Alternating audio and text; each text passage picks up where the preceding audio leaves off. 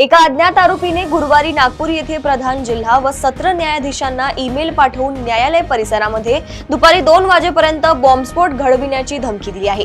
त्यामुळे सुरक्षा यंत्रणेत खळबळ उडाली असून परिसराची कसून तपासणी केली जात आहे। याशिवाय परिसरामध्ये सुरक्षा व्यवस्था वाढविण्यात आली आहे। भाजपने 2017 मध्ये उद्धव ठाकरे यांच्या शिवसेनेने जिंकलेल्या 84 महापालिका जागा शिंदे गटाला देण्यास नकार दिलाय। त्यामुळे एकनाथ शिंदेंना 70 ते 80 किंवा त्याहून कमी जागांवर समाधान मानावे लागणार आहे। काँग्रेसचे नेते स्वर्गवासी राजीव सातव यांच्या पत्नी प्रज्ञा सातव यांनी गुरुवारी भाजपमध्ये प्रवेश केला। प्रदेशाध्यक्ष रवींद्र चव्हाण आणि महसूल मंत्री चंद्रशेखर बावनकुळे यांच्या उपस्थितीत सातव यांनी त्यांच्या कार्यकर्त्यांसह भाजपमध्ये प्रवेश केलाय।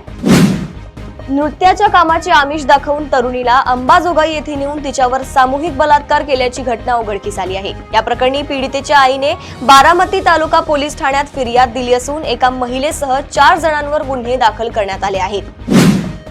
सांगली जिल्ह्यातील ईश्वरपूर येथे इयत्ता 8वीतील मुलीवर दोघांनी अत्याचार केल्याची घटना उघडकीस आली आहे। संतापजनक म्हणजे अत्याचारानंतर पीडितेचे कपडे घेऊन दोघांनी पळ काढल्याने तिला जवळपास 1 किलोमीटर अंतरापर्यंत विवस्त्र चालत जावे लागले। या प्रकरणी दोघा आरोपींना अटक करून त्यांच्यावर पॉक्सो अंतर्गत गुन्हा दाखल करण्यात आला आहे। वंदे भारत एक्सप्रेस मध्ये आता महाराष्ट्रातील अस्सल जेवण आणि नाश्ता मिळणार आहे। रेल्वे मंत्रालयाने गेल्या आठवड्यात झालेल्या बैठकीत महत्त्वाचा निर्णय घेतला।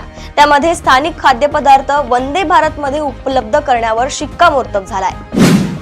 लाडकी बहीण योजनेची चर्चा असताना वर्ध्यात लाडकी बायको योजना सुरू असल्याची टीका यशोमती ठाकूर यांनी केली आहे। देवळी येथे माजी खासदार रामदास तडस यांच्या पत्नी शोभा तडस यांना उमेदवारी देण्यात आल्यावरून त्यांनी भाजपवर घराणेशाहीचा आरोप केलाय।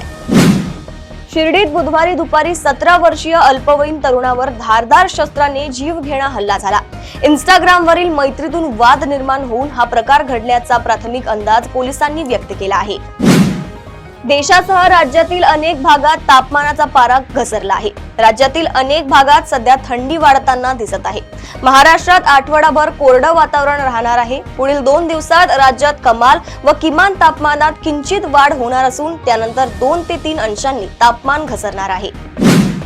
भाजपमध्ये उमेदवारीसाठी स्पर्धा वाढली असून सोलापूरमधील कार्यकर्ता अनंत धुम्मा यांनी नगरसेवक पदाची उमेदवारी न मिळाल्यास काही विपरीत घडल्यास पक्ष जबाबदार राहील अशी धमकीच या कार्यकर्त्यांनी पक्षाला दिली आहे।